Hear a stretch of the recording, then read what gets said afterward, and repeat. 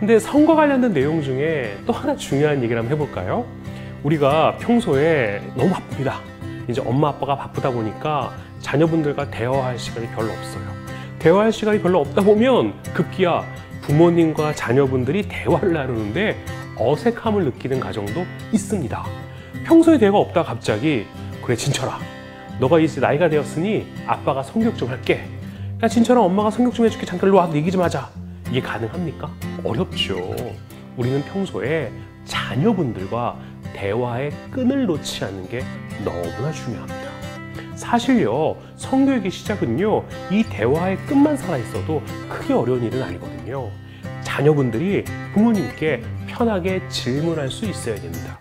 그 질문이 때로는 정말 화끈거리고 불편한 질문이라 하더라도 내가 갖고 있는, 자녀분들이 갖고 있는 궁금증을 편하게 엄마 아빠한테 물을 수 있다. 이게 바로 성교육의 첫 시작이에요.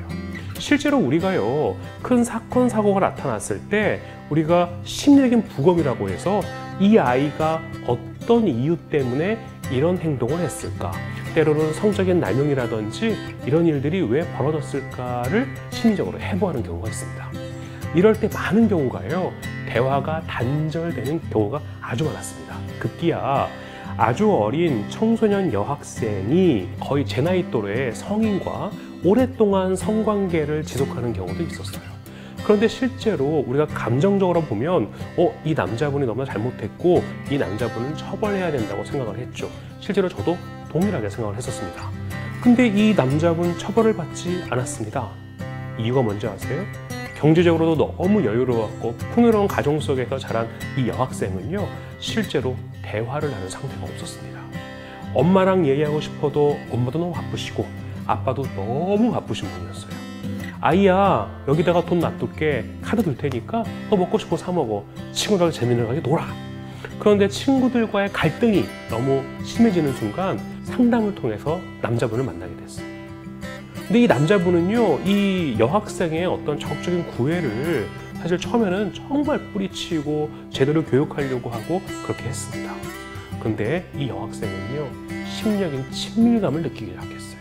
계속 뿌리치던 이 중년, 제 나이 또래의 남성도 이게 사랑은 아닐까, 그러면서 성관계까지 이르게 된 거죠.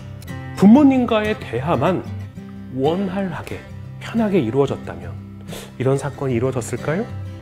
이 여학생은 여러 장의 편지를 썼고, 그리고 이제 나이 제한과 조금 이제 좀 멀어지다 보니까 실제로 처벌받지 않고 둘은 정말 사랑을 했다라는 내용으로 처벌은 피하게 되고 윤리적인 문제로서 지탄받는 그런 상황으로 간 겁니다. 성교육에 있어서 여러 가지 중요한 내용이 있습니다만 그 첫 번째 고리가 뭐냐라고 물으신다면 저는요, 대화의 끈, 이 대화의 끈을 놓지 않는 게 너무 중요하다. 대화의 끈이 있으면 자녀분들과 흔들리지 않습니다. 성교육 어때요? 좀 야하게 느껴지세요? 아니죠. 일상이 성교육이고 인생이 성교육입니다. 삶이, 대화의 시작이 성교육의 곧 출발이 되는 거죠.